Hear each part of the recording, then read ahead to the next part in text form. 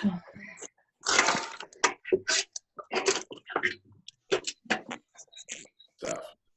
good. So, it's 2:00, so I guess we can get started. Gonna have you all just do a quick intro, and then we can just open it up for questions. And then if we're not getting much questions, I'm gonna prompt some questions just to carry on the discussion. So want everyone to be genuine and just be authentic about your responses and your experiences too. Just as I said, this session is just to give advice and to try to share our stories. Okay. Well, to start off, hi everyone. Thank you for being here. I'm Arthur Tarty. Nice to virtually meet all of you. I'm a Bonner alum from the University of Richmond, class of 2017. And I was a former Bonner intern, summer intern 2015, and now I work at the Bonner Foundation as Alumni Network Manager to try to keep all of us to stay connected with the Bonner program and the Bonner community.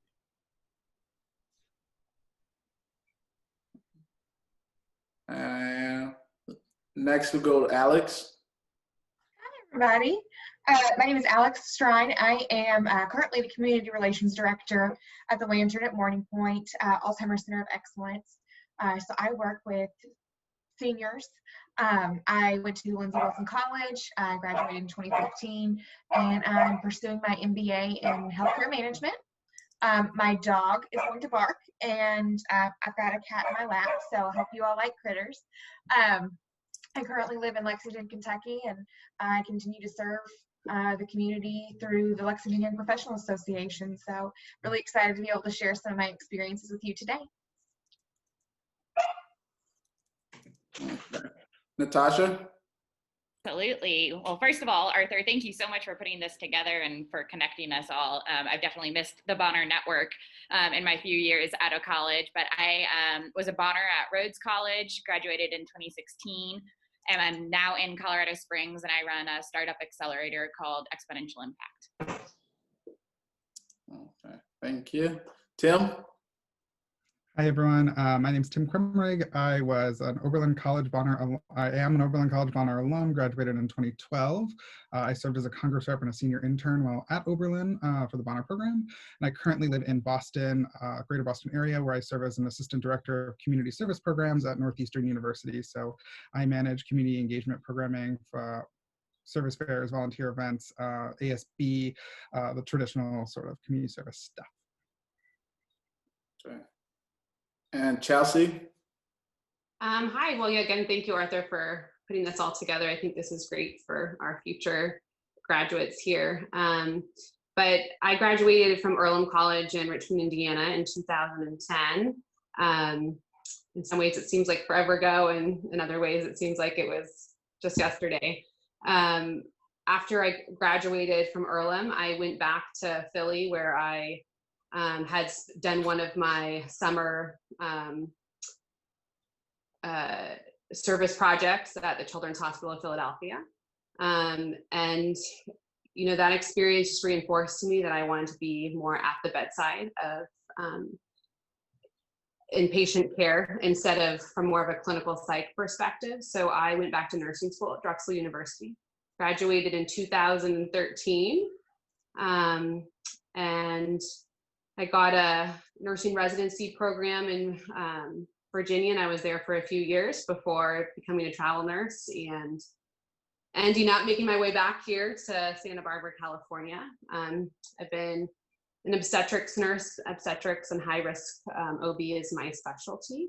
I am a firm believer in teaching. I teach nurses how to become nurses. I'm an adjunct faculty at the community college here in Santa Barbara.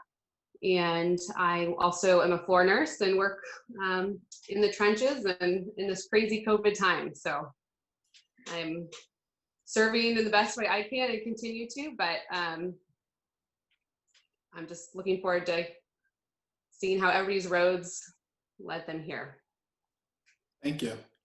Nate?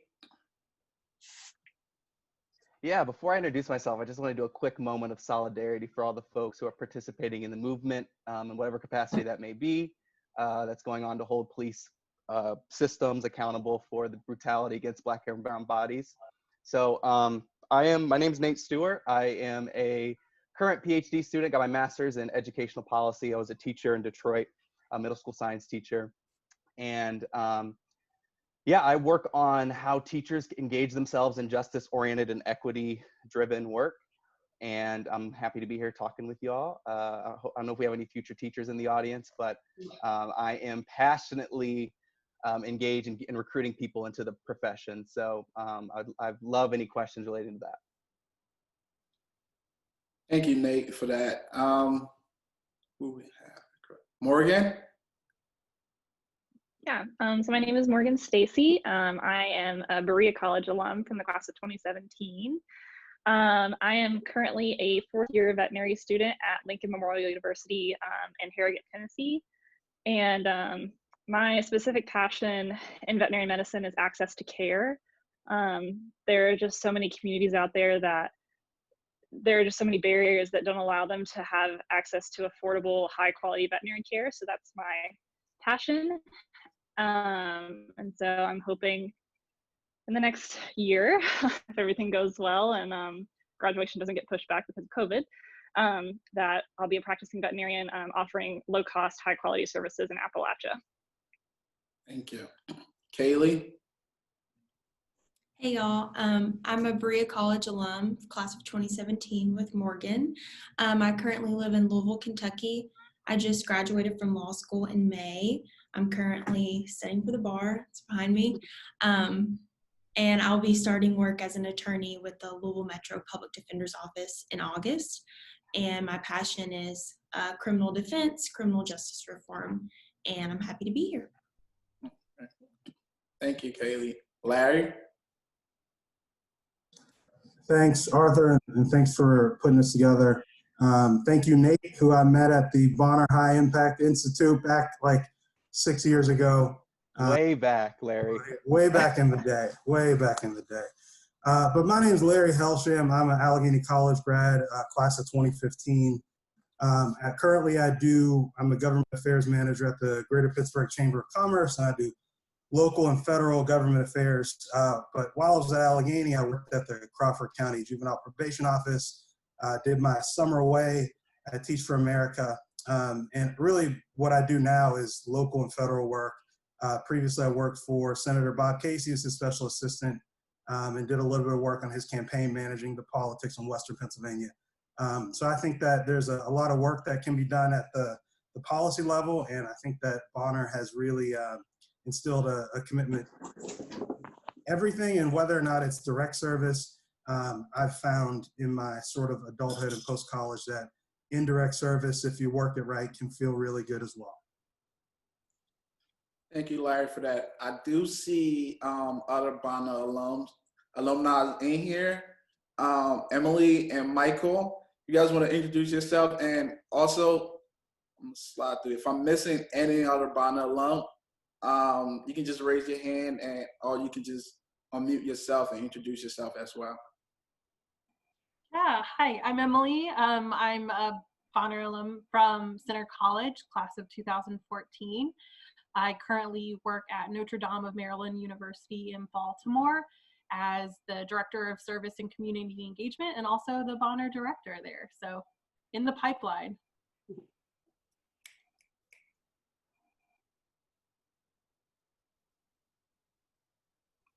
Hey everyone, I'm April Love Lovelace. I am a Bonner alum from Lynchburg College, now University of Lynchburg, class of 2016. And I am now the director of the Bonner Leader Program at Averett University in Danville, Virginia. So it's been super awesome to continue doing work that I absolutely adore. So I like to joke that I have gotten my dream job and I love every minute of it.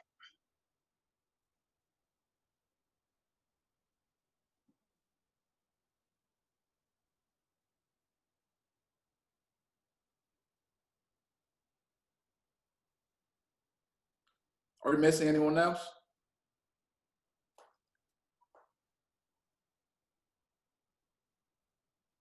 Okay, so I have my questions up here.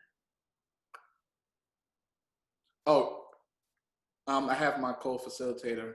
Robert, you want to introduce yourself? Hello, I'm Robert Greene. I'm a sophomore at McAllister College, and I'm serving as a Bonner National Intern this summer. Yeah, glad to be here.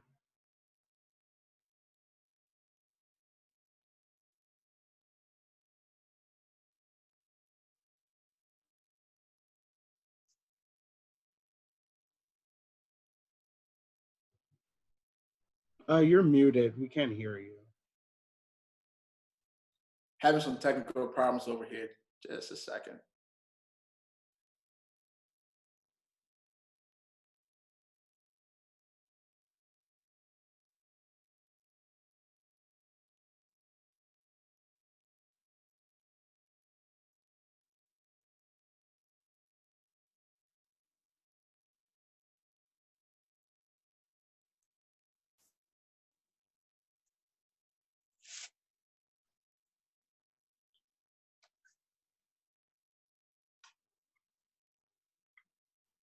Well, I don't want to keep everyone so quiet and silent. So if you're a student, you have questions for any alum, you want to get, feel free to ask any question right now as I go try to reboot my computer real quick. Hello, I'm Emily Brookfield, and I'm a rising sophomore at Washington and Lee studying English and education. And yeah, exactly, Nate. Woo! And my question is kind of for everybody. So in our service and in our kind of learning about these issues, a lot of people have trouble continuing their passion and kind of beating the sense of like being bogged down that oftentimes working in these kinds of fields can give you. So I was wondering how everyone kind of found their sense of relief from these difficult issues and how you kind of get through those harder times. Thank you. Can I just ask a follow-up question to that? What kind of difficult issues are you referring to? I think just about anybody in service could like speak to this, you know, just seeing either people struggling, like senses of injustice in different communities, things upon that line.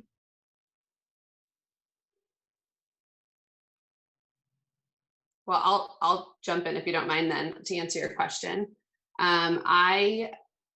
It's taken a long time for me, but I think I have learned to be a better compartmentalizer. I've really learned to separate my work life and my personal life. I'm lucky I have a field that allows me to go in one day and care for really challenging and difficult people and then walk out, and I try to leave it at the door. That doesn't always work. You know, I, of course, try my best. Some days are more challenging and trying than others, but I try to give myself grace on those days and to just feel it, process it, see if there's something I can learn or grow from, and then I try to move on. I have a family too. I can't bring it home every day, but of course, there's going to be things that move us and that we can't get rid of, but if we can use that as our strength, I think that's what we need to try to do. Yeah, thanks, Chelsea. And if I could just add, so there's a parable. I don't know, is anybody into music in here? So there's something I saw on Twitter, actually, believe it or not. Not that you should take all your information from Twitter, but this is actually something that was useful. It's called The Parable of the Choir. And basically it advocates, I don't know if anybody saw this, but it forwards this idea that a choir can hold a note almost infinitely. And they, you know, with strategic breaths and somebody covering for other folks, as, you know, theoretically this could happen for eternity, right? And what happens is this parable parallels that with the social justice work and equity-driven work, because what is important for us to realize is that it's okay to take a pause, and actually in that pause is inherently resistance, because you have to rejuvenate yourself so that you can advocate and put your 100%, into whatever it is that you do. So I think it's important to realize, especially as an educator, because it's arguably the most important profession, but also arguably one of the most difficult. Those who've taught before, it's important to realize that you don't have to be 100% every single day. But what you do have to realize is that you need to make sure you take care of yourself so that you can cover for other folks when they also need a rest. Definitely keep that in mind, especially as you jump into the classroom at some point. Yeah, and I think what Nate said in the end is something I try and do, is taking care of yourself. I think that's probably one of the most important things that you can do. And for me, that looks like, I regularly go to therapy. That's something that I try and do. I think taking care of your mental health is very important for moments in which you are, not able to, in some way, distance yourself from the issue because your personal experience doesn't allow that. So I think that's important. I think I just came from the gym, so I'm like a little bit sweaty. The gym opened up, and trying to do that. Taking care of your mental health, I think, is very important. And also talking to other people that you trust about issues that you find to be difficult. I've found that some of the best bosses I've had therapists too, right? And I think there's a relationship with that. So I think that's just something that I've found. Yeah, I want to echo what Larry said. Thank you for raising that, because I was going to say, being in a profession, I recognize the veterinary profession has a pretty high percentage of veterinarians who sadly commit suicide every year due to mental illness. And for me, I've really found that connecting with a therapist, talking to someone, especially like being in a science field, there's not a lot of talk about social justice in a science field, and it should be. And so it's nice to have a mental health professional to talk about, your feelings about those things. And as you said, Larry, finding people who you can talk about those things with, because isolating yourself is not good for your mental health either. It's good to just like get all those feelings out rather than bottling all those up, or maybe putting those onto social media where it just feels like a perpetuation of those feelings and you're not actually like working through them. Yeah, I've also found a lot of strength in building communities at work. I've been fortunate enough where I've been able to lean on colleagues and create a small sense of community, and then also outside of work. And I think having multiple spaces is really important, but I think those communities can push you when you need a break and to step back, and to help you work through some of those challenges. And you don't always find them at every workplace, but it's great when you can. But also having those external sort of relationship circles or friends that can help you process some of these things and help you understand when breaks are needed and when to take care of yourself.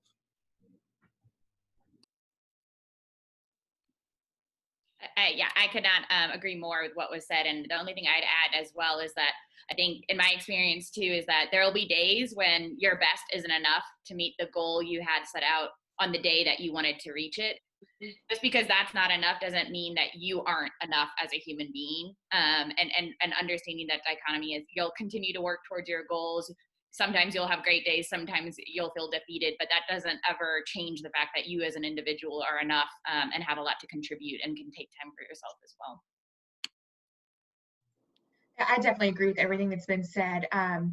Where I work in like the senior living field, I work with persons that have different forms of dementia. And that's something that I'm very passionate about. I lost my grandmother to that about 7 years ago. So whenever I kind of start to lose sight of things or get bogged down by problems at work or problems with policies that are preventing me from helping the people that I would like to, I always try to take a step back and refocus and think about the reason that I'm doing it. And I like to just take a little bit of time away and spend it with the residents in our community, whether it's helping them with the craft or listening to their stories. We've got Holocaust survivors and veterans and parents and grandparents, all that have so much wisdom. And I always like to take the time to focus on the individual for a minute. And it always really helps me remember why I'm doing what I do.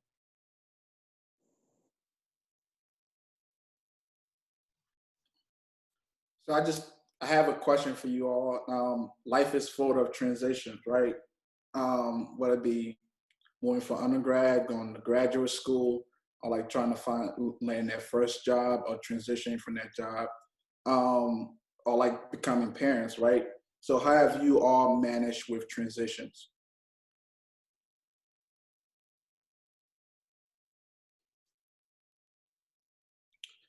Arthur, I think that's a great question. And I think it's one that you have to accept that you are going to have so many transitions in your life. And I remember feeling as high as possible graduating from Earlham and thinking that life, you know, I figured it out and here I come. And the reality is, was so different. And I remember almost completely a year after graduating Earlham, sitting sitting with a group of my Earlham friends, and we were all crying because our life had not turned out the way that we thought it was going to. And that's just the reality. It doesn't always go the way that you plan. And sometimes your lows aren't the lowest that you thought they could be, but you keep getting back up. You keep trying new things and you figure it out. And you just accept that we don't always know all the answers. We don't know where this crazy life is going to lead us, but if we can help as many people along the way and be kind to others, then I think we just have to take it in stride. Sometimes I used to be a super planner, so it's hard for me to say this, but sometimes it's okay to just not have a plan, let it happen.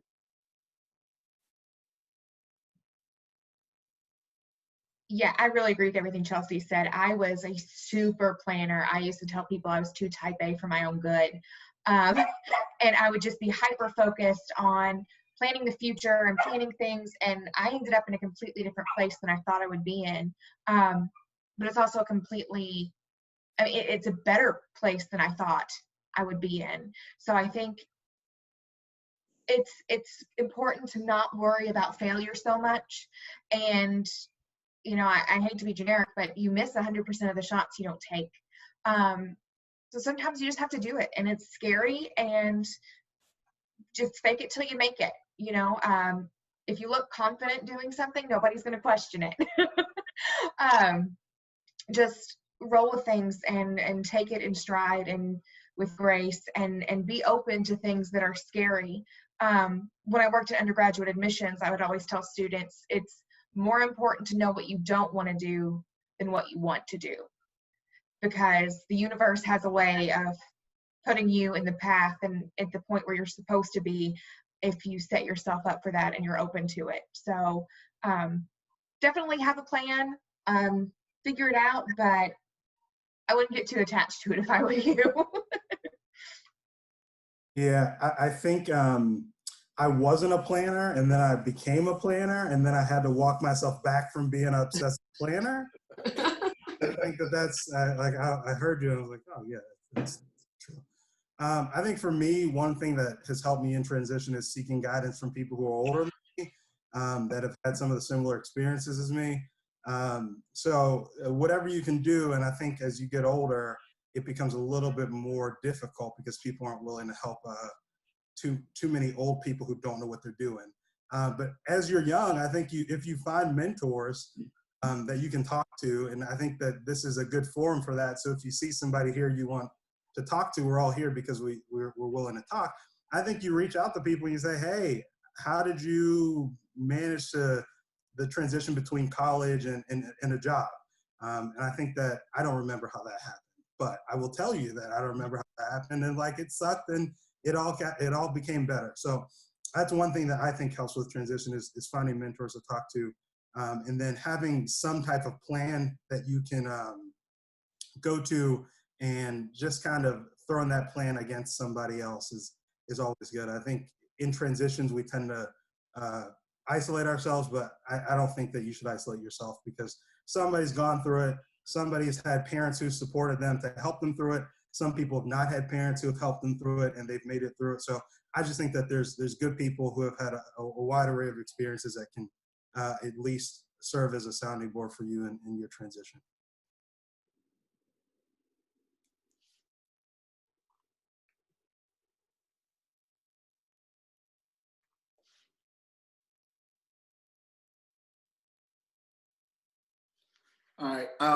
Just building on that question, what advice would you have liked to have when you were starting off your career or like starting off grad school? For Nate, right, starting your PhD journey.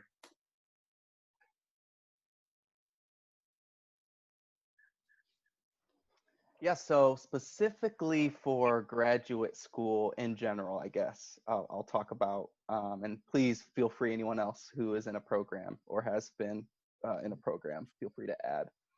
But something that I think that I was struggling with was, what is the right path?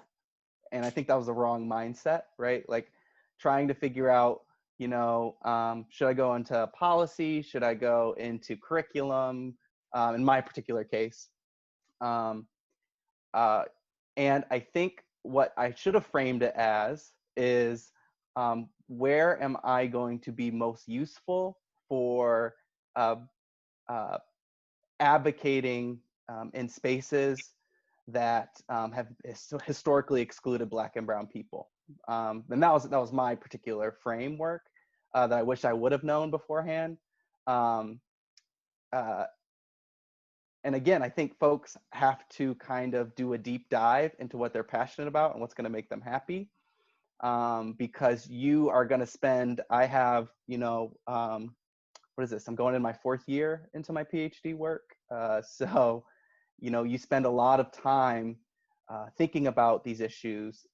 So you want to make sure that it's something that you're truly passionate about. It's going to make you happy.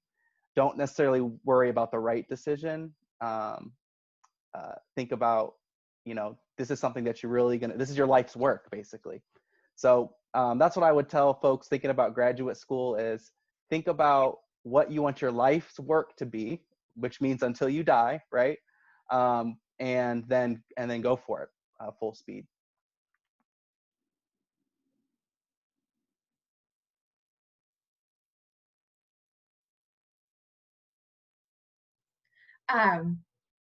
I think, going into grad school or going into a career, it's very important to be flexible.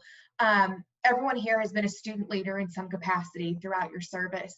And for me, it was really hard to go from a big fish in a small pond to starting over. So especially coming in to a career or to graduate school straight out of undergrad, it's hard. Because you have to find ways to build your credibility. And I think the biggest way to do that is by telling your story and having willingness to learn. So for me, I went straight into nonprofit development with the Alzheimer's Association, and I was 22. So people would look at me and say, why is this kid telling me what to do right now? But I really developed that trust and that rapport by telling my story and by telling the people that I worked with that I don't know all the answers, but I'm here to find them with them. And that attitude really impacted the way I was able to grow in my career. You're not going to know everything, and your boss isn't going to know everything either. But hopefully, if you have a good team and it's a good environment, that you'll all be able to figure it out together, and you'll be a lot better off in the end. I wish that I would have known about the culture shock that came with coming from Berea College and Bonner to law school. And maybe it's like this in other graduate programs or workforces as well. But Bonner gives us this built-in community of people who care about social justice and service. And outside of that, that's not always the case. So I find myself in law school with people who just wanted to make money, who didn't care about the issues that I did. And so my suggestion would just be intentional about seeking out that community, because it's not always going to be built in for you. And it's so important to make you feel comfortable and help you succeed when you're transitioning into a new program or workplace. It was really important for me to find that. I would totally echo what you just said, Kaylee. Coming from Berea, that's such a small, we have such a small cohort of Bonners too. It was such a culture shock to come into that school where most people are just there to they want to get, board certified, they're going to make the big bucks. And me who says I know I have tons of loan money, but I think I'm going to go work in a field that like I will be happy in serving the community. I might not make as much money and I will probably be in debt for the rest of my life, but you know, like it's worth it to me to be able to spend that time doing something that I love, because otherwise I don't think I would be happy. So I would echo that that advice from you, Kaylee. You know, try to find people that will make you happy too. Like you never know, you just don't know who's gonna pop up in your life and really make a big difference in your life too. So be open about the people that are coming into your life. I graduated in the sort of beginning of the recovery of the recession, and going to grad school right after undergrad was really, really common, and got a lot of messaging of, you know, that trajectory, right? Go to grad school right away. And I didn't do that. I didn't necessarily have a lot of advice telling me not to, but I chose not to, and I went on a different path to gain some different skills and experiences along the way. And I started a grad program in fall of last year, and I'm happy that I waited to do that. And I know that doesn't make sense for all career paths in all fields, but the experience that I gained along the way has given me so much more knowledge to pull from, and has made this experience of doing this sort of more of a self-guided grad program that I'm in much more meaningful to me, because I have so much more to draw from. And if I had gone in to a higher ed program at 22, I just don't think that I would have been, I wouldn't be as an effective practitioner as I am hopefully going to be when I come out of this program. One thing I was going to say is that I wish I would have known that it's okay to negotiate your salary. And I graduated and I had an offer and I was just like, sure, I'll take it. And now I'm 5 years out of college, and I think I've successfully negotiated after that first job, but I think I wish I knew it's okay to believe you're worth a little more. I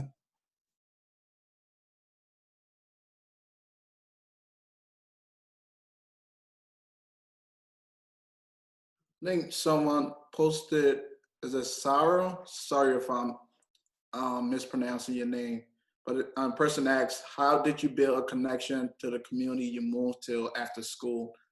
How do you do your service/community work when you're in a new place? And I think I'll probably follow up with that is, after graduating, how do you avoid being complacent in like your role, whether it be going to grad school and being away from the Bonner life, right? How do you avoid being complacent in your civic duty and being civically engaged?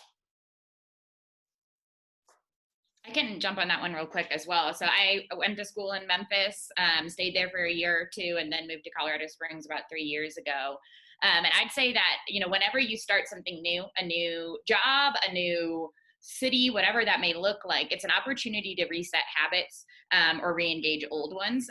It's just like when your brain is more accepting of those new habits. And so for me, I think actually leaning in on the Bonner kind of experiences, as soon as I moved here, I went and found 3 sites I wanted to volunteer at, met a bunch of people, asked people for coffee, really connected, and stayed busy. And I think that's also part of it, is sometimes it's really scary. So if you, to start meeting new people, to put yourself out there, all of those things. But if you kind of rip the Band-Aid off quickly and try and get really engaged, I don't necessarily engage with all of those places anymore, but it was a really great kind of foothold and a different vantage point of the community than I would have ever had had I not done that. And then you slowly kind of build the relationships there too. And I think it's also one of those moments where you just have to be patient with yourself. It's going to take 6 months to a year to feel like you're home. And just knowing that it's not going to click all at once, and just being gentle with yourself throughout that is the best advice I can give.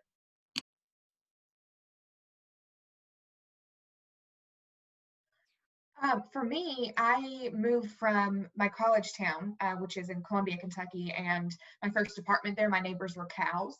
So I don't know if anyone's familiar with that small town feel, but yeah, and I mean, my Blue Raiders out there, you know what I'm talking about, because when I was there, Taco Bell wasn't even open late enough for 4th meal. But when I moved to Lexington, the only people that I knew were my now in-laws, and they let me stay in my now husband's childhood bedroom for like 3 weeks before my lease started. So I was pretty lost. But one of the things that I did was I looked for the Young Professionals program here in town, coming to Lexington was a big shock for me. I was from a small town, went to school in a small town, but it's been really great for me. And most of the friends that I've made here, I've made through the Young Professional Association. I took the position of their community involvement chair in 2018, so this is my third year, because I tried to join their committee and they met once and never did anything. I was like, I do 344 hours a year, like, give me the thing, let me fix it. So I took on the community involvement role. So I just worked to try to find other nonprofits that would let us do a Saturday service, or a weeknight, or do a drive or things like that to help connect other people with nonprofits that are serving our area. And that is something that I have really truly enjoyed doing, especially here. There are so many small nonprofits that you would never even know. Just yesterday, I donated food from my company to a mission that serves sexually exploited women, that through mission, and it's just so impactful. And I think you have to realize that no act of kindness is too small. And you may not be able to serve in the same capacity that you've been doing the same amount of time, but every minute, every hour of making a difference counts. So you don't have to hold yourself to those high numbers and those high standards. Sometimes a little bit is good enough for a while. I think for me, it was jumping off and trying to get into not being afraid to join groups in graduate school. This is more specific to graduate school because life is a little different in the career world. But if you are going to go into graduate school, don't be afraid to jump into leadership positions. Don't be afraid to join a club and spend a Saturday, and you will start meeting people pretty quickly, and they'll start kind of like inviting you to things. There'll be service projects, and I know if that's true for us in vet school, and maybe Kaylee, I don't know about Kaylee in law school or anybody else who's in a graduate program, but there are clubs and stuff available in the graduate program. It doesn't have to all be book work. It can be, but for me, it's been good to not be all book work.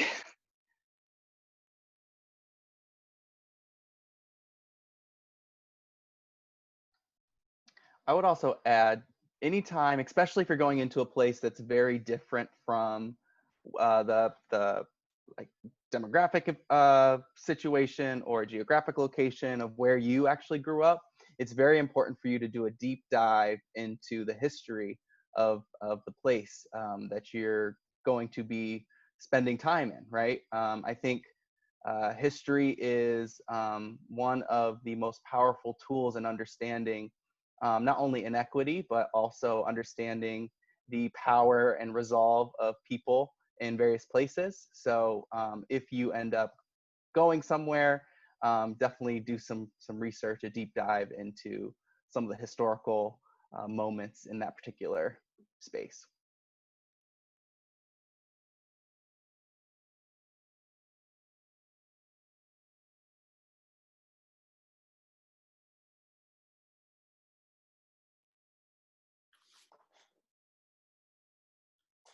I want to follow up with that, saying like, how have you all gone about finding a community or organization after leaving your Bonner program that best represent your values?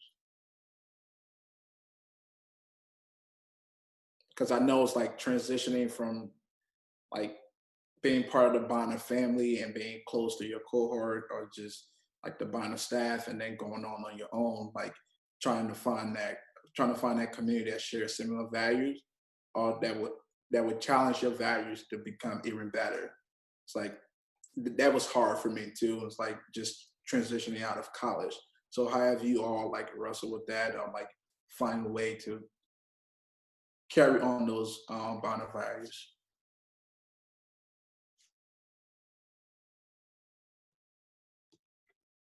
So I moved to Boston about 7 years ago, and the way that I moved here and the reason I moved here was to serve in AmeriCorps. And I served in a cohort-based program, and I was able to meet 25 people who wanted to do the same type of engagement work that I was looking to do.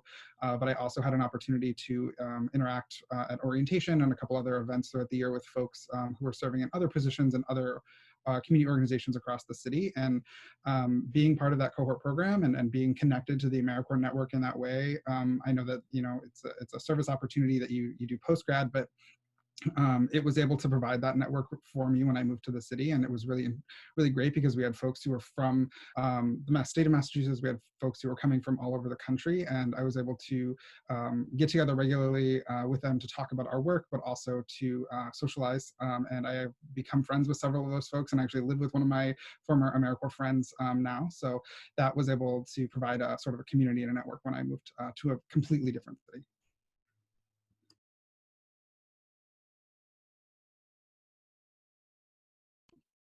I think that's something I'm still wrestling with. You know, it's difficult. There really is no one like, or no people like Bonners. And so I think the first piece is stay connected as you're able to. Also allow room that, you know, sometimes when you first leave college, there's some growing pains your whole cohort and your friends need to go through to become the people they're meant to be. And so allowing room for that, but then also staying connected and not getting, I think, closed off by just I think this virtual moment too has allowed me to re-engage with people who've always been challenging me, always kind of living a values-based life. And that's been a really great way to, you know, it doesn't have to just be the people in my city. I think it's also at a moment, you know, with Bonners and your cohort, you have, you know, 10, 15 people around you that are going through life with you at the same stage. It's going to shrink down in terms of the shared experiences. And I think it's okay. Really value those relationships though that you do find. And it may be, you know, quality versus quantity type situation, but I think it's still an evolving process and community building process as well when it comes to your kind of personal circle.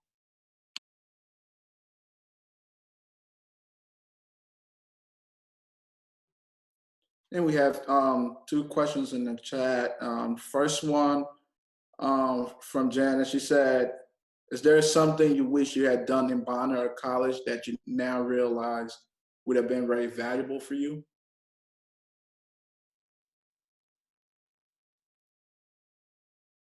I think one of the things, I was really engaged in my Bonner program at Rhodes, but I never got engaged at the national level. So I would say that would be a huge missed opportunity for me, is getting more engaged at the national level. And so Robert, like, I applaud you for being a summer intern, all of those. And even if it's good, I mean, I went to the SLI conferences and the Congress rep and all of those, which was really enriching.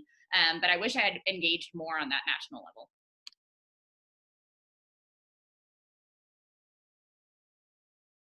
I think for me, one of the things that I wish I would have done is take an honest assessment of what I wasn't good at.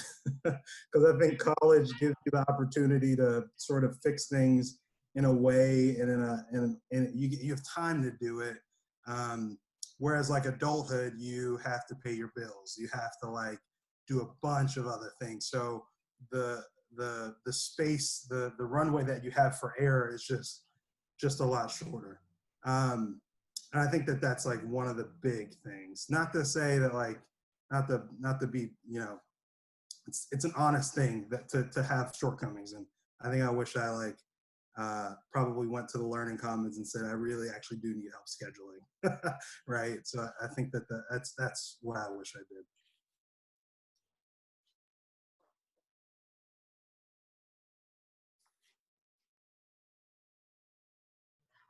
Honestly, one of the biggest things that I've had to come to terms with is that I took myself way too seriously. It's so easy in college to get wrapped up, especially in a small college, in being the best and being the big fish and doing all of those things. And I think it really hindered my personal growth in some ways, because I felt like I had to be the best of the best all the time. And I remember in my very first job interview when I asked if they had any reservations about hiring me for the position, which was at Lindsey Wilson, they said, you take yourself too seriously. And it really gave me a chance to look back on that. And now when people describe me, it's completely different. So I realized that that was not fitting to what I wanted to do for others and what I wanted others to feel comfortable coming to me with. So I'm not saying don't take things seriously, just give yourself a little more grace than you probably are. Student leaders especially, you know, you're focused on your GPA, you're focused on your service, you're focused on so many things, but don't let that get in the way of your life. I wish I would have done a little more fun, good, normal, clean fun, you know, just because when I look back, I don't have a lot of those memories. Everything's very achievement focused, grade focused, class focused, award focused. And I think I missed out on some of those other experiences just because I was so focused on what my resume would look like at the end of the day. And now it's like a lot of those achievements I don't even include on my resume anymore. So I think you've got to find that balance and give yourself the grace to know that you don't have to do it all and you don't have to be the best at it all. Yeah, I especially now as I'm prepping for my dissertation, I really wish I would have done a better job documenting my ideas and thoughts through my college experiences. Because I feel like, you know, you come in contact with so many powerful authors in your various classes. And it's for me, I think it would have been valuable to see what I was thinking in college, even, no, that was what, 10 years ago from now, which is crazy. Oh no, probably less than that. 8 years. So definitely document, journal. I know some folks who really have some powerful journals. And also write as if you're in conversation with the folks that you are reading about or the authors that you're engaging with. And that'll help you later as you, you know, want to construct your own unique ideas. I think for me, one thing that I wish I would have done was keep more records of the people that I met, like connections and networking more. I didn't really think about that as like a college kid. Like you're like, oh, that's cool, like nice to meet you. But I'm like now in my career, I'm like, man, I would love to get reconnected with them. Or like I have something that I'd really like to ask them, or and I pass off an idea or something. So take advantage of those networking opportunities and keep their information, because you never know when you're going to need that later or when you want to reach out to someone later.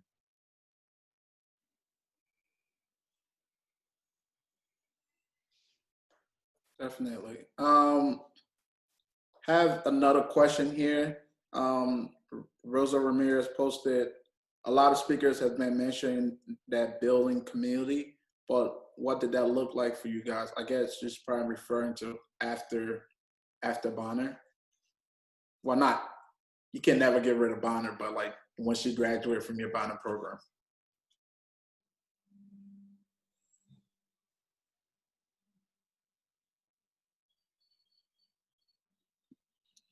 I'd say it's just starting to build relationships, and then as you meet more people, for me, I think of myself kind of as a power connector now. So how can I reach this person over here who's trying to do this thing, and this person has these resources? How do I start to connect? And that's a way of building community. A lot of my mentors in college were my professors leaving. So how do you reestablish and maintain those relationships? I would still say is building community, but then also finding new mentors to help you in your new phase.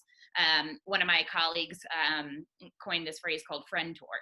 And it really, I think, de-escalates just how formal a mentorship relationship has to be. It can be someone, anyone in this group really. And how do you hold each other accountable about those ideas, be an ear to listen to, and kind of a push in the right direction at times, and really continuing to build those.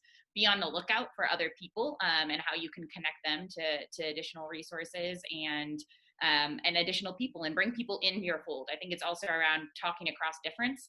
That is something I think as you leave the Bonner program, where it's highly encouraged and it's structured, people in kind of the greater world don't always prioritize that or even know how to do that. So I think being a facilitator for those conversations and pushing them is another way to build community.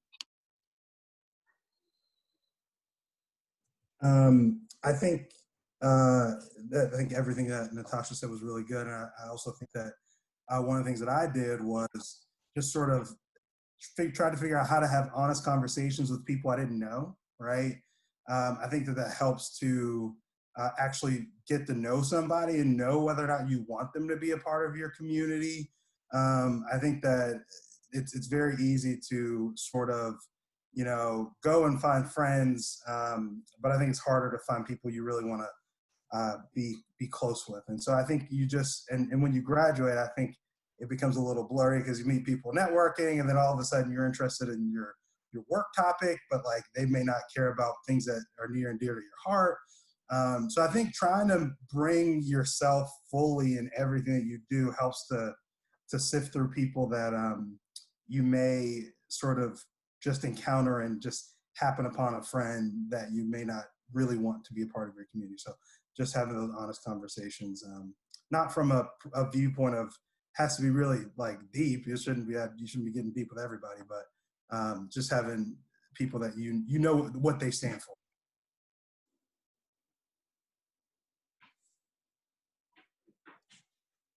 So we have about 9 minutes before like the hour turn, and I want to be respectful to our panel, and I also want to try to give you guys like a little break because we're gonna start once 3 o'clock come around. We're gonna start again with the same question, so we might be getting a different group of people coming in around 3.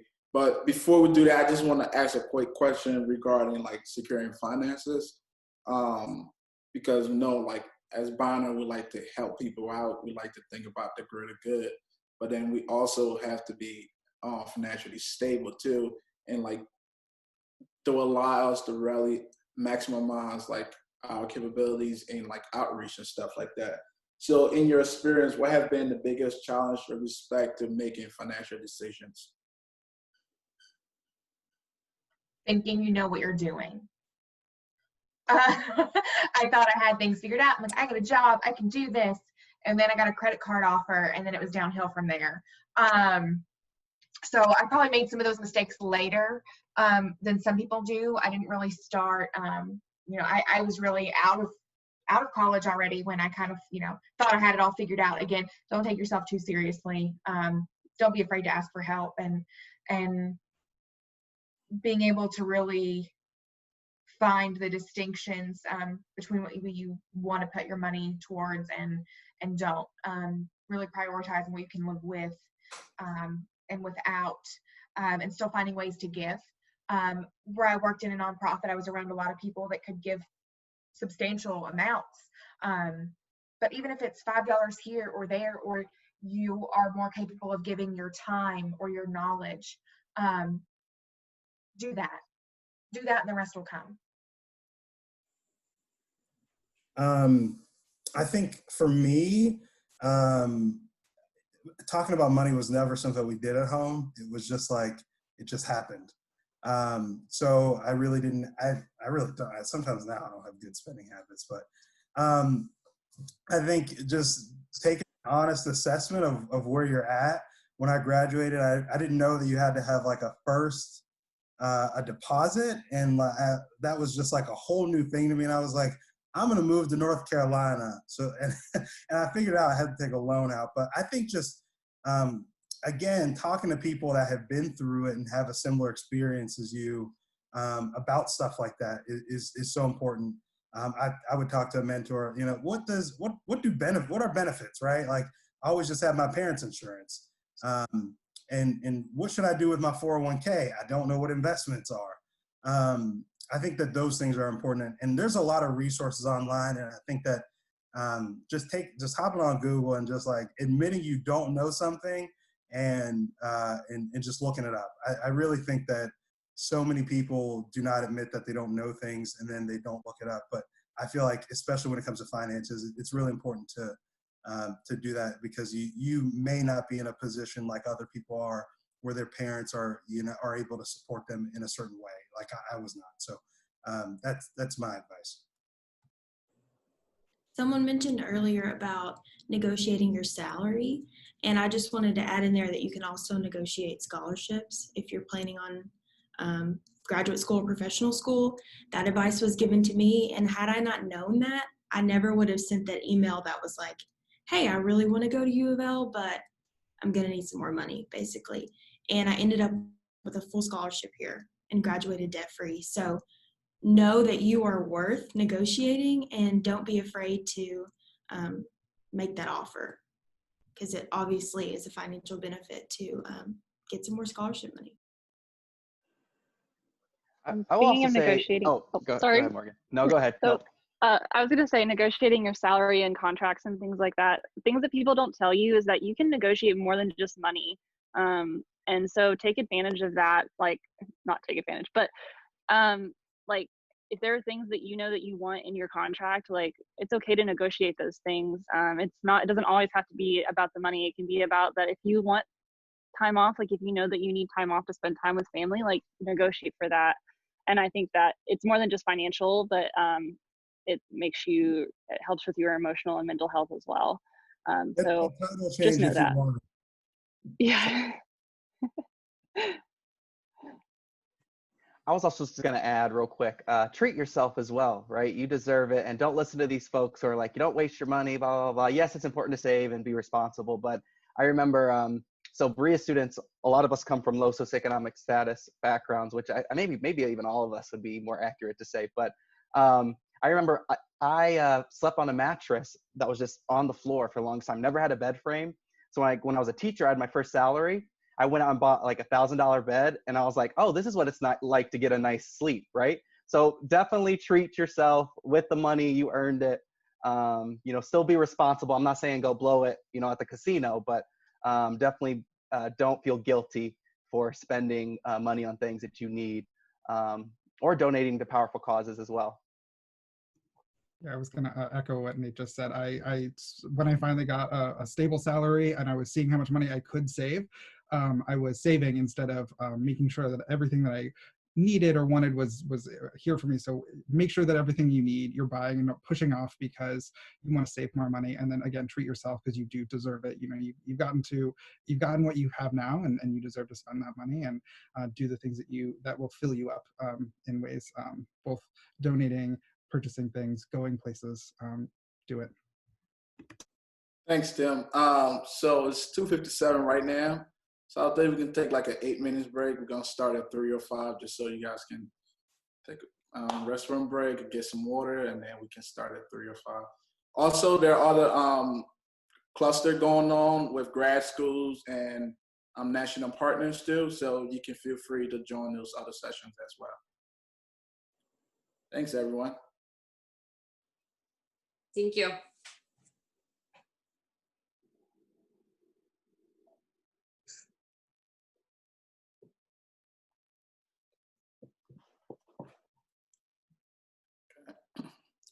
Hi, everyone. Thank you for joining us at 3 p.m. to 4 p.m. Alumni Advice session. This session is just open to everyone, alumni and students, as well as staff. Way for us to just have conversation and have our Bonner alumni give us some wisdom and share some stories about their personal experience going through the Bonner program, as well as their professional work and what they're currently doing.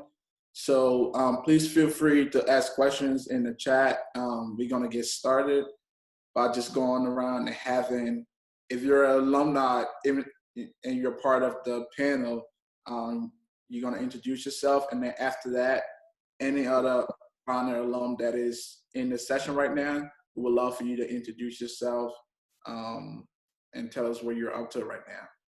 So I think, start on my screen here. The first person I see is Jasmine. Me? Okay.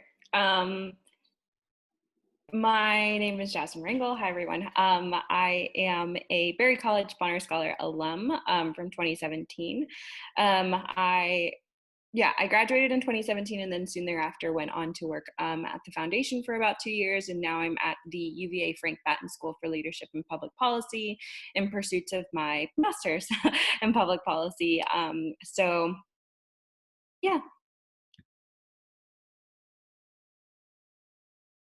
Tim? Hey everyone, my name is Tim Krumrig. I am an Oberlin College Bonner alum, graduated in 2012. I currently serve as the Assistant Director of Community Service Programs at Northeastern University in Boston, where I oversee a variety of co-curricular community service programming. Okay. Alex? Hey everyone, I'm Alex Stein. I am a 2015 graduate of Lindsey Wilson College. I was a senior intern, Congress rep, you name it, Bonner, I did it. I currently work in the senior living field. I'm the community relations director for a senior living community here in town. So a lot of my job is business development. I also serve on the board for the Lexington Young Professionals Association, and I work to find meaningful nonprofit relationships with the young professionals here in town, and I am on the board for a nonprofit called the Independent Transportation Network that provides dignified transportation to seniors. So I've done nonprofit development, I like career development. I'm really excited to be here, and I look forward to your questions. Chelsea? You're on mute. Thank you. I'm Chelsea Gratton. I was a 2010 Earlham alum. I went on from Earlham to go, I headed to Philly and worked, did some clinical research for the Children's Hospital of Philadelphia. After that, I decided to go back to nursing school, and I did kind of a post-bac BSN program. I graduated in 2013 from that, and then went on to practice nursing in Virginia. And then from Virginia, I was a traveling nurse in Texas and took a permanent job there before coming back home to California. And that's where I'm now. I'm back where I grew up in Santa Barbara, California. I am an adjunct faculty at our local community college here and teach nursing and high-risk obstetrics. And I also work as a clinical resource nurse at the hospital as well in obstetrics. Thank you. Nate? Yeah, so I said this real quick with the last group, but I just wanted to offer a quick moment of solidarity to the folks participating in the movement to end police violence against Black and Brown communities. And whatever that capacity may be, we're here with you. Well, I'm here with you. So I just want to first say I graduated from Brookfield College 2015 and with a degree in African American Studies. Went into the classroom in Detroit, and then after I concluded my time in the classroom, I got my master's in educational policy, and now I'm working on my PhD in the same discipline. So I work with teachers who engage themselves in political processes, in particular, looking at ways that teachers transform systems that oppress marginalized peoples. So if anyone's interested in graduate school or teaching, I would love to field some of those questions. Thank you, Nate. Seeing two alumni here, Diana and I think Horatio. You guys want to introduce yourself? Sure. What did you need? What was the kind of the template? Just like name, Bonner School, and what you're up to right now. So hi everyone. My name is Horatio Hernandez. I'm a Bonner alum of class of 2018. I was a Bonner Scholar at the College of New Jersey in Ewing, New Jersey. Currently, right now, I'm serving as an AmeriCorps member, New Jersey AmeriCorps Bonner program. My position is just with trying to address food insecurity within the greater Mercer County, and I'm in my second year I'm in my second term right now, and I'm going to be finishing on August, and I've been just helping out currently with like current COVID relief with like providing food with Meals on Wheels and other efforts. So yeah, that's me. Hi everyone, I'm Diana Liz Cabrera, graduated in 2018 as well, but from Notre Dame of Maryland University. Was a senior intern, then became Bonner coordinator. Currently, I'm Bonner coordinator, but I'll be done in about 3 weeks, applying for other jobs, more in my area of business studies. So currently working on a smooth transition for the next grad assistant. I was a grad assistant in campus ministry and service as well as a Bonner coordinator. And I just graduated last month with my master's in management and leadership from Notre Dame as well. Okay, is there anyone else that I'm missing? Any alum? You can unmute yourself and just introduce yourself. Laurie Chandler.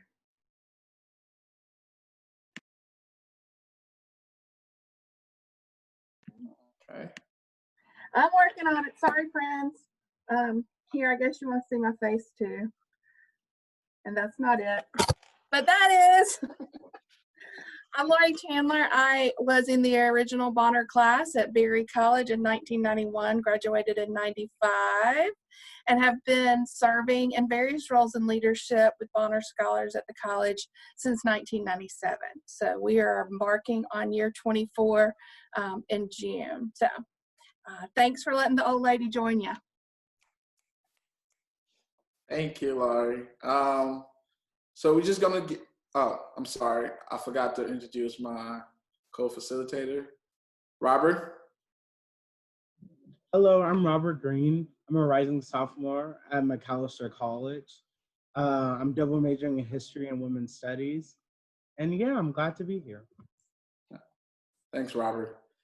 And I'm Arthur Tarty. I'm a Bonner Scholar alum from the University of Richmond, class of 2017, and now work at the foundation as the Alumni Network Manager. And like Jasmine and Robert, I was a summer intern at the foundation in 2015. So thank you all for joining us. Like I said, this is an open forum. I have some prompt questions, but I would really appreciate it if students can ask the alums some questions, and then we can just go with the flow. So if anyone had a question, want to get started. If not, I'm gonna go ahead and start asking questions.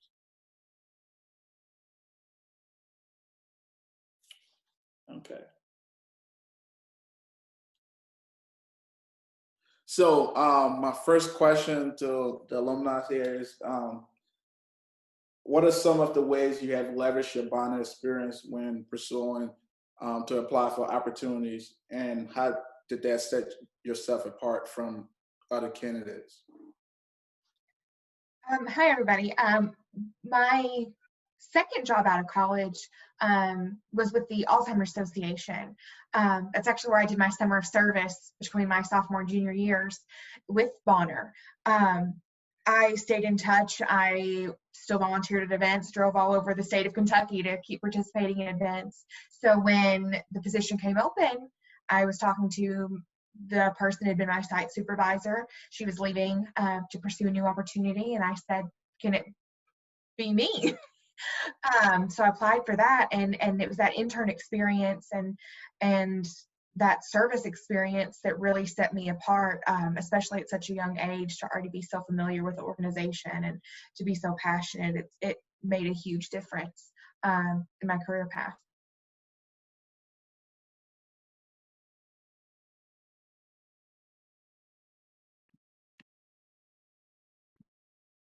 I'll go.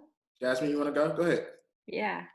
So I think the biggest thing that I did when it came to leveraging my service experience as a Bonner was when it came to applying to grad schools. Specifically when I was looking at public policy schools, I really wanted to make sure that that experience was going to be complemented by tangible knowledge and skills that I would develop. But I realized shortly after starting the program that I actually had more to offer to my peers than I had realized before, with just the philosophy that Bonner teaches you about everything being community first, community informed, and those types of approaches, especially a social justice lens to policymaking, really helps amplify conversations in the classroom and make sure that you are actually staying true to the roots and the service experience that you've had.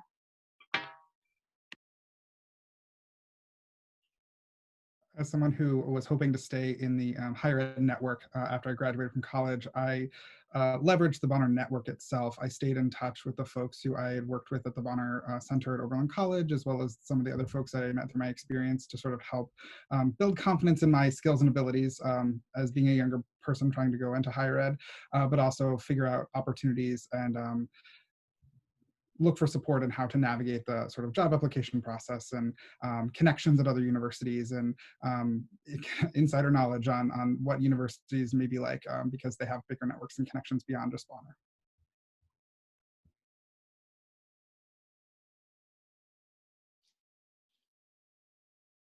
Okay.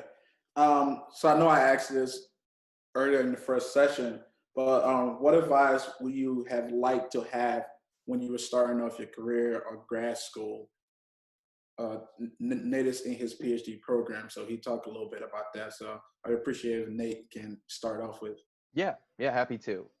So something I really wish that I would, especially now that I'm starting to prep for my dissertation, I really wish I would have really taken some time to document my thoughts and ideas that I had in undergrad, whether that's through journaling or I know there's some high-tech ways of having a notepad with Microsoft Word. I don't know if that's high-tech. You probably don't consider that high-tech, but just having some type of way of documenting your thoughts and ideas, and also treating it as as if you're in conversation with some of the folks that are moving you or that you really connect with, because later on when you start trying to develop your own unique ideas and contributions to whatever it is that you're trying to get into, it's very helpful to have some of those original thoughts that you had relating to in my case it was justice, racial and ethnic justice.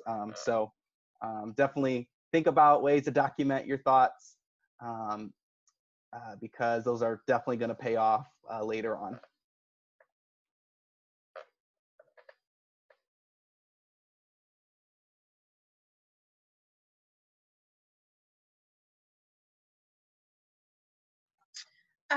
Going into the workforce as a young person, you've got to do a lot to build credibility.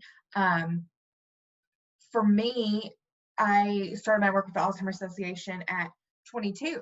So I was going to these meetings and working with volunteers or people that had been in the healthcare industry for some of them longer than I'd been alive. And it took me a long time to really build the credibility and the rapport with them. The best way to do that is to go in with an open heart and open eyes, be willing to learn, and be upfront. You don't know all the answers, but you're there to learn and you want to learn that with them. You're there to do it together. And tell your story. The biggest thing that really built credibility for me was sharing my experience having lost my own grandmother to Alzheimer's disease. And once people understood that it was more than just a job to me, they really started to view me in a different manner, and we were really able to accelerate all of our fundraising and event efforts. So just find ways to build your credibility and put yourself out there. For me, I think something that I wish I would have been told a little bit earlier on is that, you can have a goal or have a destination you want to arrive at, but the journey there might look very different than you expect. And, I was applying for jobs right out of undergrad, expecting to get some kind of coordinator level job in higher ed, and it just wasn't possible at the time. And I went on a journey through AmeriCorps where I served 3 years, helped run a nonprofit that ran a statewide coalition for 2 years. And then I ended up in higher ed, actually where I wanted to be. I applied for the job I have now 10 years before I got it again, and the journey that I went on was not what I expected, but it made me such a stronger practitioner and gave me so much more experience than I thought I would have ever gotten.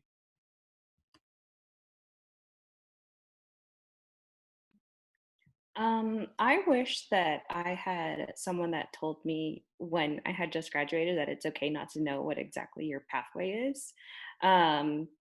I think that that's just comforting, and I know that I didn't know anything aside from Bonner that I wanted to continue pursuing, because that's all I knew for the last 4 years, and I did it, thankfully.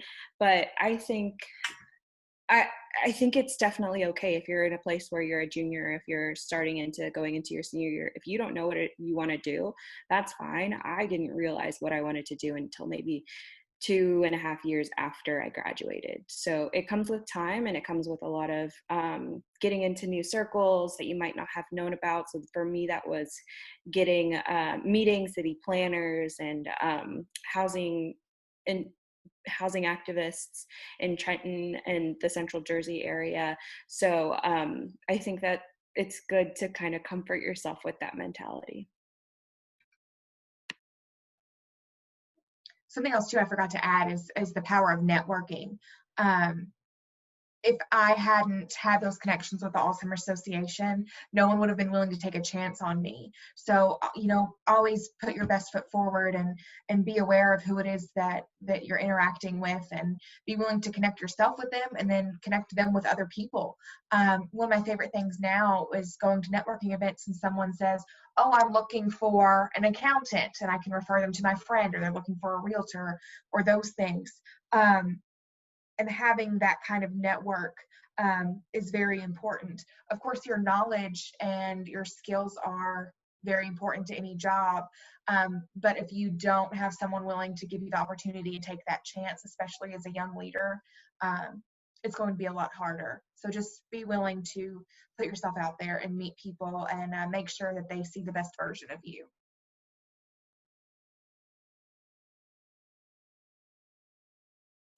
I just want to follow up with something Alex just said about taking risks. So how do you know if a risk is worth taking, be it professional or like personally too? Like how do you know?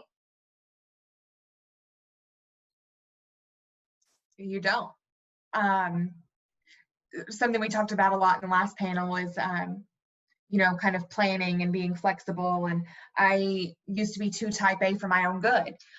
When I was a sophomore when I went in as a freshman in college, I thought I wanted to be an elementary school teacher. And then I worked with our after school program, and I realized that I didn't really like working with kids. I'm like, well, that was a shock. Then I thought I wanted to go into occupational therapy, and then I thought I wanted to go into counseling, and I haven't ended up there. It's cliche, but you miss 100% of the shots you don't take. So I think as long as you're moving forward and you have the right mindset and the right heart, the universe has a way of putting things in your path better than you could have imagined for yourself. Sorry, this is Gloria. I think you just have to be open, and things are scary, and I don't like scary things. I don't even like scary movies. But sometimes it's the scary things that do the best thing for you. And being in your comfort zone, you're never going to grow. So, don't do anything like dangerous, but chances are taking the risk isn't going to be that detrimental, especially working in a nonprofit. I learned that the worst thing someone can say to you is no, and then you move on.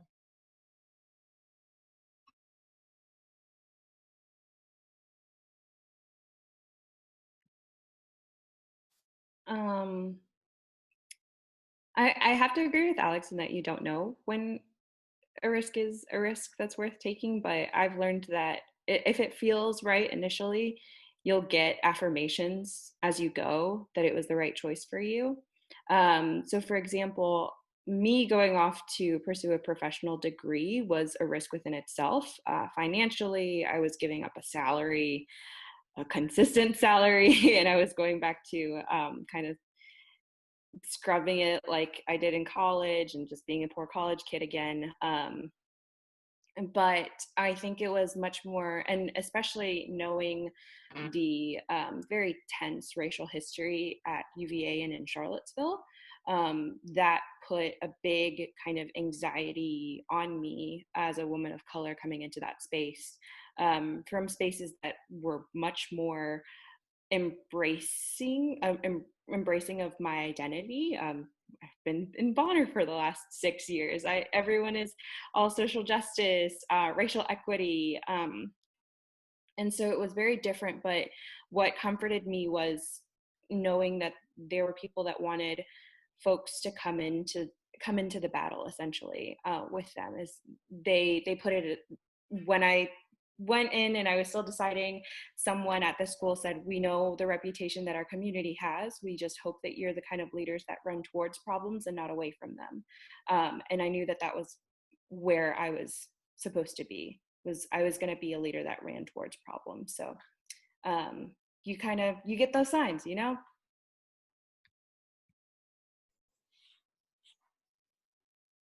I'm not sure I believe in straight up blind risk, but I do think that there are things that are worth taking, and that fear frequently is more disabling than beneficial.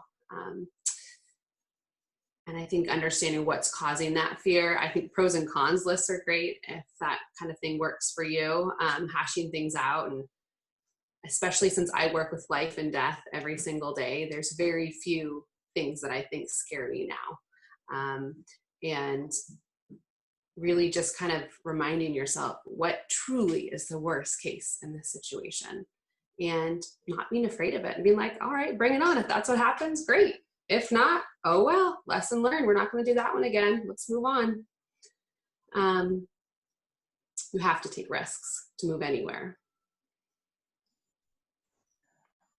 I tell the teachers that I work with who want to get involved in this justice-oriented or equity-focused work in their classroom and in their schools.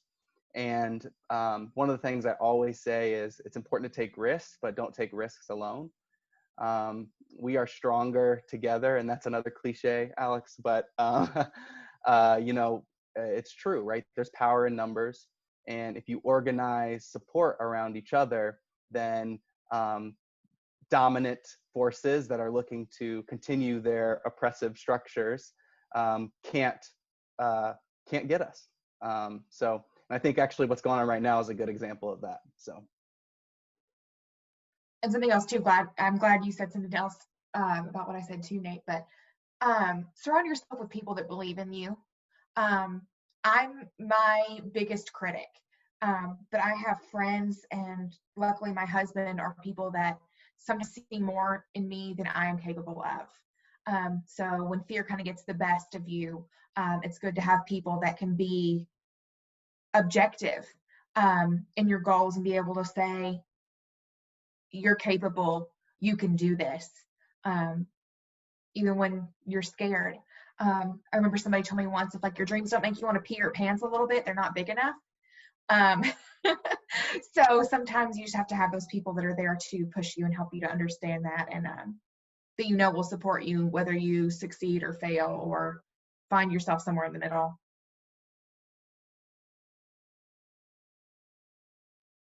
Thank you for that, Alex. So Elmer, have a question? Hi, I'm Bonner from the University of Richmond. I have a question, well, for everybody. So given that I just started, I've had 1 year of service, and for me, it's not much of a problem right now. But how do you deal with like joining a company or like a nonprofit where you're doing like managerial work, like stuff that you don't feel like you're impacting people? How do you feel like that you're making a difference?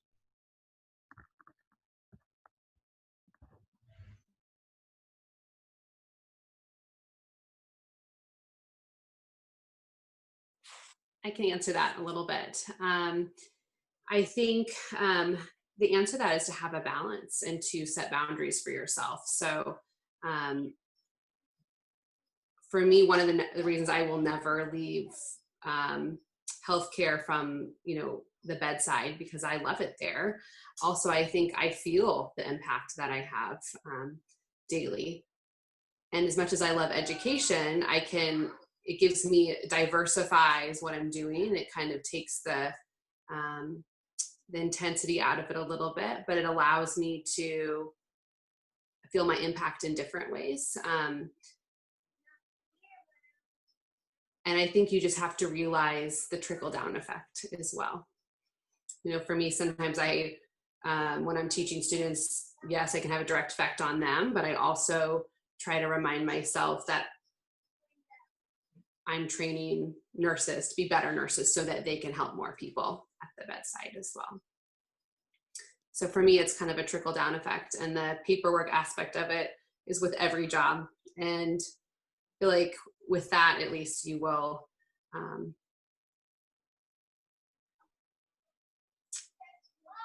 I don't know, just maybe learn that that's a little bit a part of your job. We can't, you know, be directly usually. There's some payoff, I guess, or cost benefit. I think that when you're looking for jobs as well, it's really important to interrogate the values and mission and goals of organizations or companies that you're working for, looking at where they put their money, where they get their money, and if that aligns with your values or not. And I think that if it does, even if you're not doing direct service, even if you're in a corporate environment, if their corporate responsibility is aimed at something that matters to you, if they're not taking money from places that are harming you or your communities, I think that that's really important to know. You do have some power and agency when you are looking for jobs, even though it seems a little bit scary, trying to navigate that space. But also bringing those questions into your interviews. When they ask you what questions you have, use that space to ask about their values and how they live them out and how it shows up in the workplace and in the work that they do.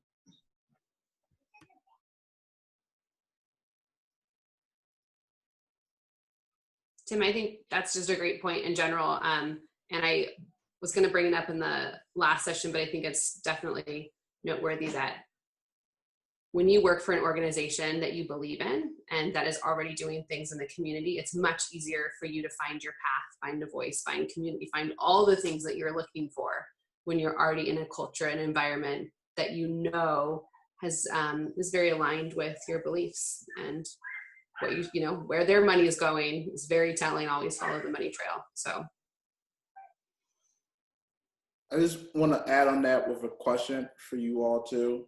Like, how do you avoid being complicit in roles, say you were the organization that have a mission, right?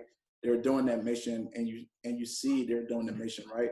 Then how do you avoid being complicit in like challenging yourself or like your boss or whoever the head of that organization is to move that mission forward, or to like, if you're a teacher, right, to improve those curriculum, to improve other people too, like to drive things forward? How do you avoid being complicit in your roles? Like, okay, I'm just here to do my part and that's it. Or it's like doing 9 to 5 and you're just being complicit with just going into work and doing that and then leaving because like you're so occupied with like the time you're spending at your work that you forget about doing other things else that you was doing as a Bonner, like challenging yourself. For me, it's really, go ahead, Nate.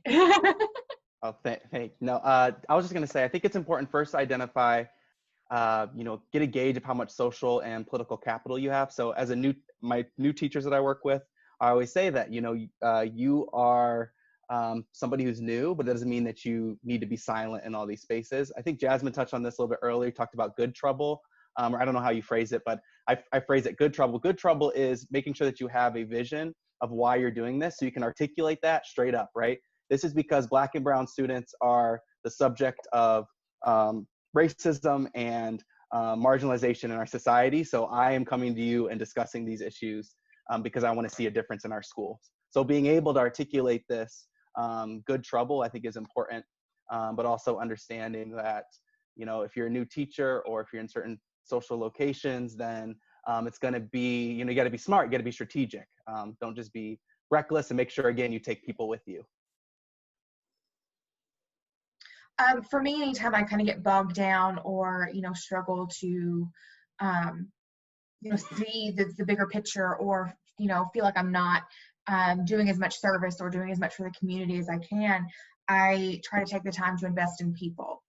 When it was my nonprofit job, I was working with people who had a very strong connection to Alzheimer's disease and trying to motivate them and make sure they felt heard and they knew about the services. So taking time to hear about their stories was very impactful. And now, I am in the corporate world and it's very different. But whenever I kind of get bogged down with paperwork or policy changes or whatever it may be, I always take that time to invest in the people around me. And for me, that's our residents. So I have 43 persons with dementia that live in the community that I work for. So anytime things kind of get rough, I always want to take a moment to spend some time with them and really remember this is why I do it. And those little moments find you when you need them the most. Don't be afraid to take them. Don't be afraid to take that moment to just invest in someone and refocus from that.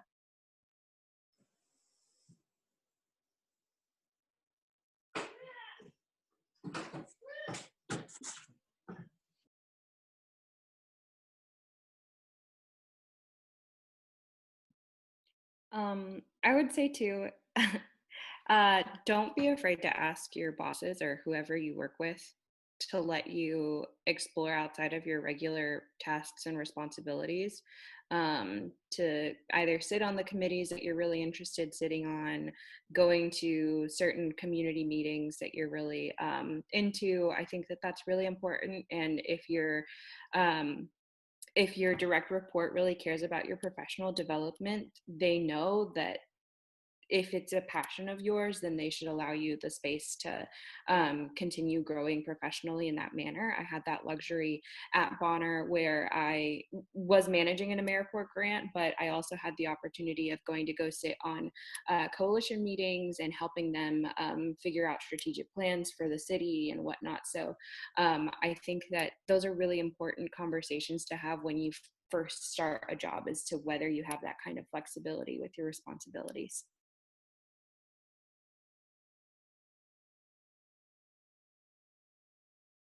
I have a question regarding networking. How do you all successfully stay connected with people or mentor, right?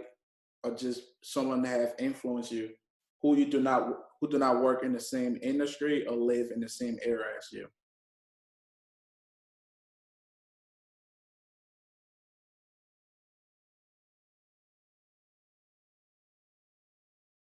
I'm gonna call someone out. I'm gonna start with Tim.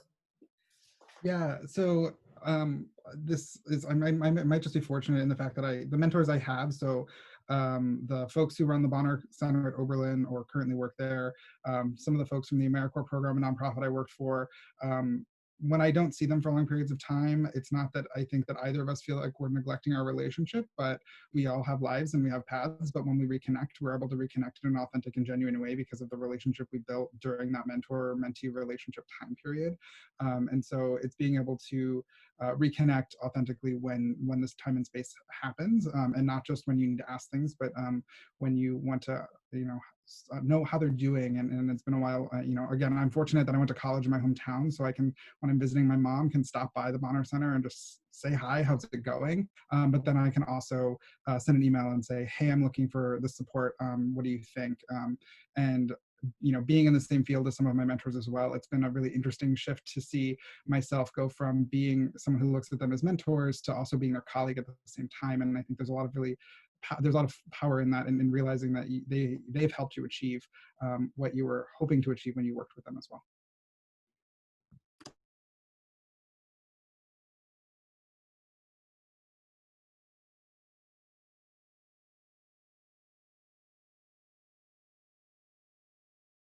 Anyone else? Also, if you have questions, just feel free to add it in the chat too. I would just say to that, we are lucky that we live in a generation where it is so easy to network. We have LinkedIn, we have Facebook. I'd encourage everybody who's, established any kind of connection to just shoot a message. Every once in a while, be like, hey, I saw that something just got updated on your LinkedIn profile. Congrats on that new job.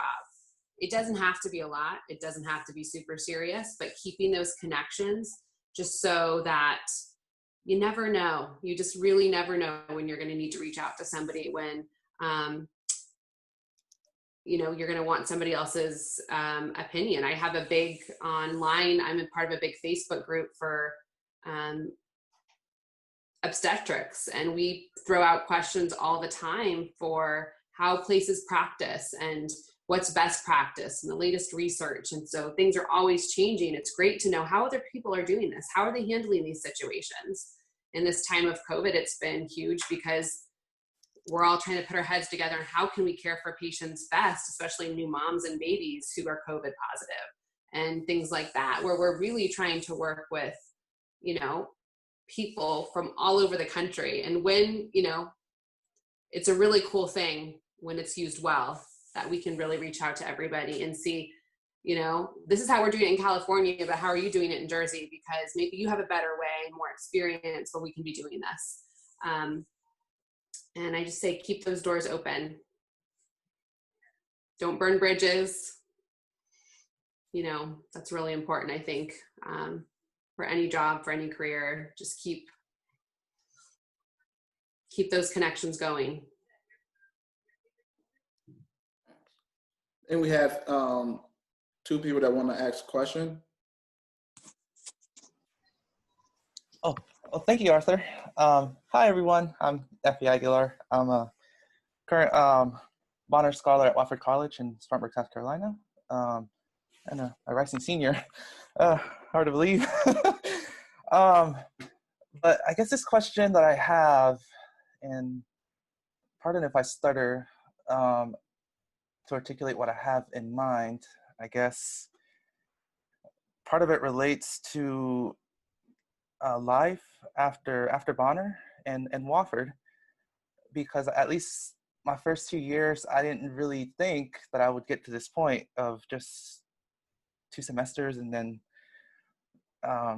hopefully graduation, and then I'm not sure what's next, but I'll try to just ask what I have in mind to try to get an alumni perspective. So I guess one thing that Bonner, along with my academic studies at Wofford, have been pivotal in helping me to personally understand is my own positionality or aspect of my identity as a DACA protected recipient. With that being said, I've kind of had to live life in increments of 2 years. And I mean, yeah, there were times where I would kind of complain, I guess, within myself and say, oh my gosh, how I wish I could participate in like study abroad programs, as my peers say, because that's one thing that Wofford is really well known for its study abroad reputation. So in a way, I kind of had to hide myself from people and just kind of brush off the question when people would say, oh, like Nefi, you're a Spanish major, like, aren't you studying abroad? And I guess looking more deeply through my academic classes, it provided an opportunity to dig a little deeper and just realize, at least for the last 16 years, being here in the US, how in a way I've kind of had to hide myself from not just people, but I guess institutions like government out of self-preservation. And I've come to the realization that's not a very sustainable in the long term way of living, of hiding from folks who definitely happy to lend a helping hand as mentors and allies, as I have seen in the last year at Wofford. So I guess I just wanted to get the alumni's advice and I guess how to move forward. I guess giving in a particular situation that is definitely outside of Nefi's control, with carrying out the spirit of Bonner, the opportunity to serve, because I guess that's one thing as a, 25-year-old now, I see like being in the academy, at least for me personally, has been like a once in a lifetime privilege, and I certainly don't want to take advantage of it to where I guess I just focus on what's in it for me, I guess, but I guess I try to see it more in like, how can I give back? So in the sense of advocating for Latinx folks through the use of language and cultural and social capital that I've thankfully been able to access through Bonner and through Wofford College. So hopefully, I guess what I had in mind made sense. It's not, I guess, often that I reveal this sensible aspect of my identity, I guess, in a public setting.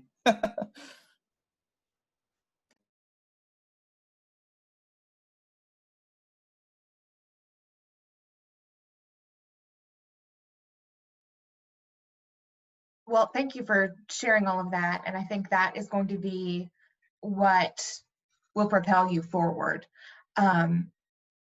Authenticity is hard to come by, and it's not the easy road.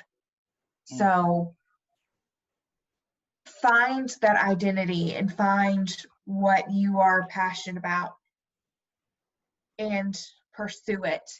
One of my favorite quotes is, don't ask yourself what the world needs, ask yourself what makes you come alive, and then go and do that, because that's what the world needs. So be authentic, and don't invest your time and your relationships into people and ideas that don't fit that. That doesn't mean that you can't teach them or move forward, but be very mindful of who's in your circle, and make sure that you're with people that are building you up and that want to see you succeed, and that will want to hear your story, because that will be, again, what moves you forward in the long run. Oh, thank you, Alex. That's very encouraging. I guess that's another dimension to that university, and I guess more specific, in more specifics, like making mental health counseling a priority has kind of helped to start to, I guess, value. I don't know if that's a good way to see it, but thank you for that grounding reminder. It's humbling. And if I can add, I just want to offer a resource. A good faculty member, and I forget where he's currently at, but I actually engage with his work frequently in my doctoral studies. His name's Danny Martinez. He talks about a language of solidarity framework.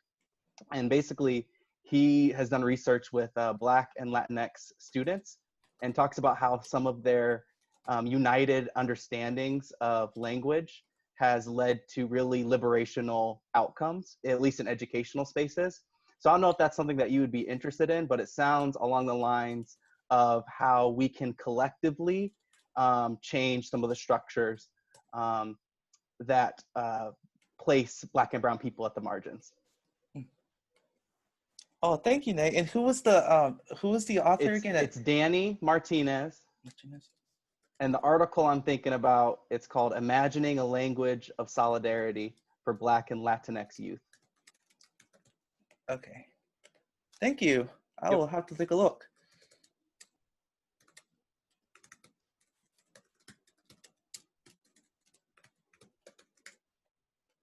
Okay.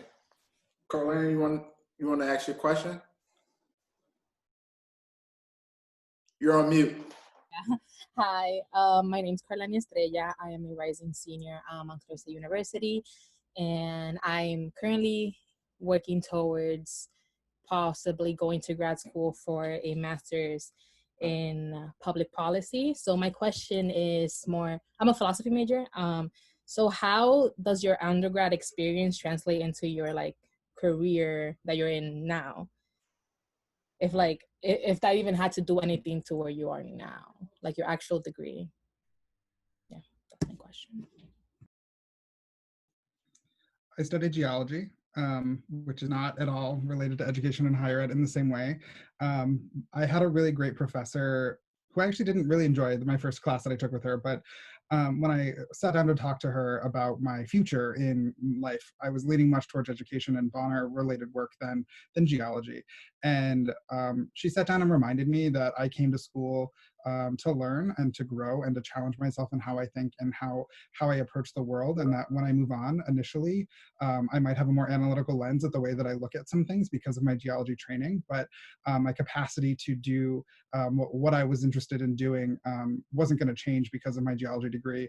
It made it a little harder sometimes to convince people that I had the skills, but remembering that there are so many more skills and capacities that you gain and capital that you gain by going to college that can be lent in a lot of different ways.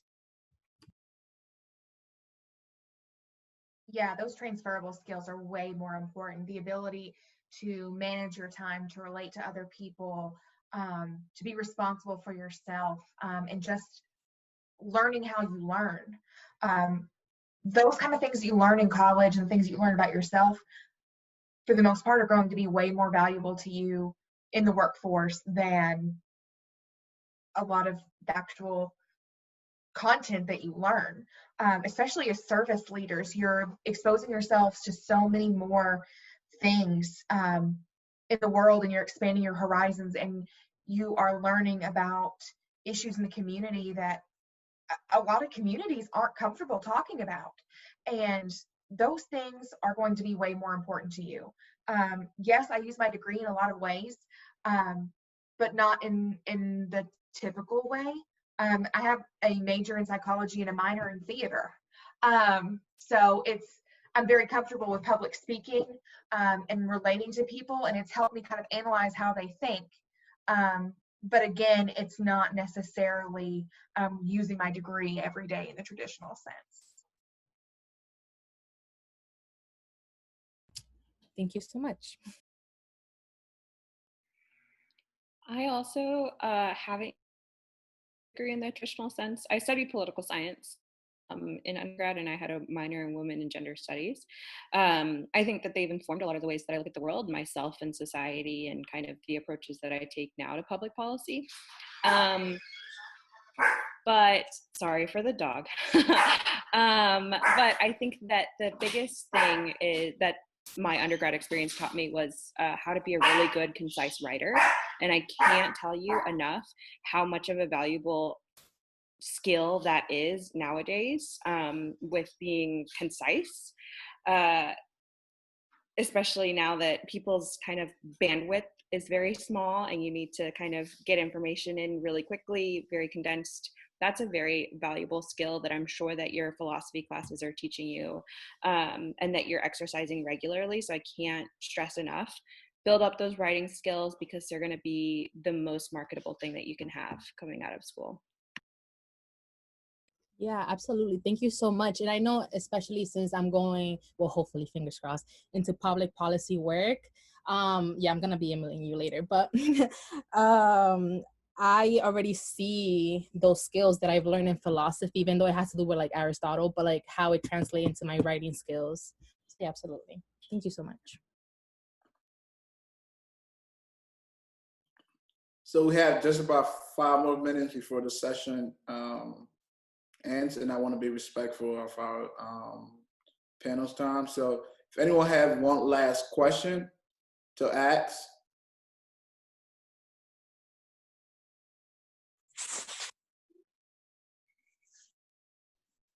Hi, I'm Jezebel. Let me turn on my video so you guys can see me. Hi, I'm Jezebel. I'm from Center College. I'm currently a sophomore going to my junior year, majoring in sociology, minor in social justice, and then hopefully grad school to be a lawyer. Fingers crossed for all of that. But I was kind of wondering more so of what kind of like your experiences, whether that was with Bonner or whether that was with your institution or college, and how did that prepare you for like prepared for one, the outside world of like with all the injustices that come with being in your new career, and then whether that's being a minor or whether that's ethnically or racially or whether that's for class as well. But also how exactly do you manage to tackle these hardships that come along when you're going into like your career, getting into outside world and just setting foot into starting your path to life?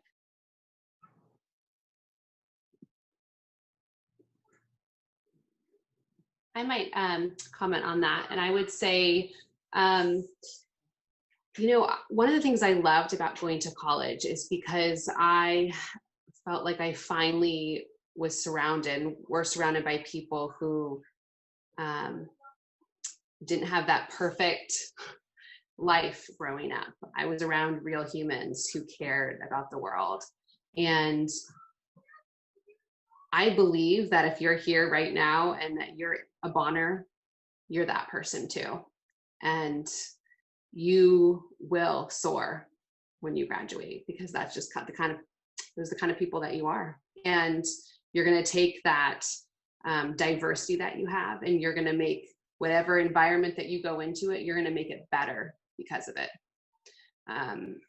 Because I think that's just kind of the types of people that Bonners are. What I think has been more shocking in the real world is that people don't care like Bonners care, that people don't necessarily feel the same personal power and empowerment and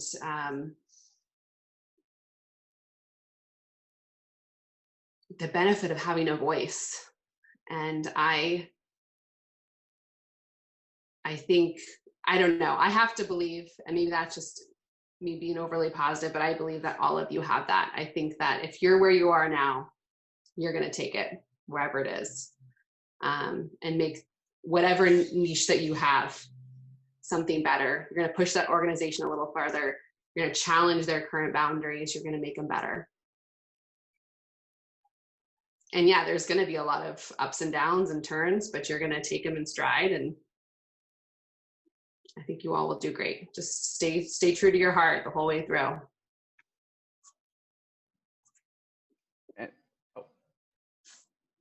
Oh, we're doing it again. Yeah. Go ahead. I went first last time. Okay. Something that I think is very important too, and it took me probably a couple of years in my career to realize that you have to meet people where they are.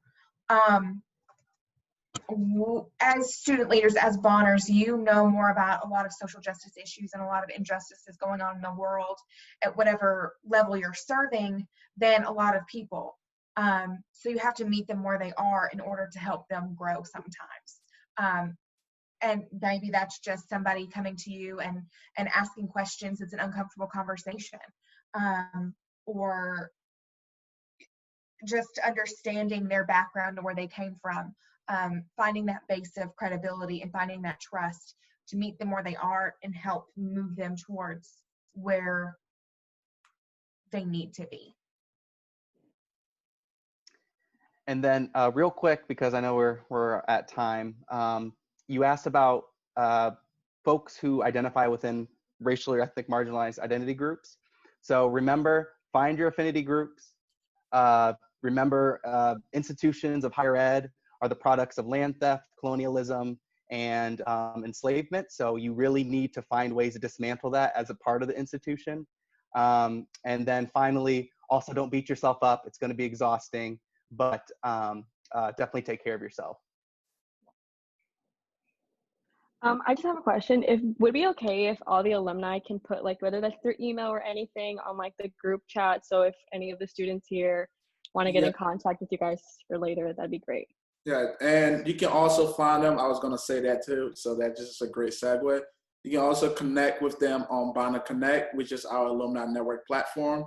They all should be on there, and you can message them. You can schedule a meeting with them on there too. So it's like a simple way you can just message them. That way they know directly, this is a Bonner that's reaching out to me, so I got to respond to them quickly. So that's one of the benefits of being on the platform. And that was the way I got several of them to join this alumni panel. So please sign up for Bonner Connect if you're not already on there. It's also a great way, once this social distancing stuff is over, we can connect with one another, have coffee, go out, and really network with each other on there too. So, and I want to thank each and every one of you for being on here, for taking your time out on this Thursday to join us, and special thanks to the alumni for volunteering their time and sharing their wisdom with us. So thank you all. I heard this is like the Zoom way to clap.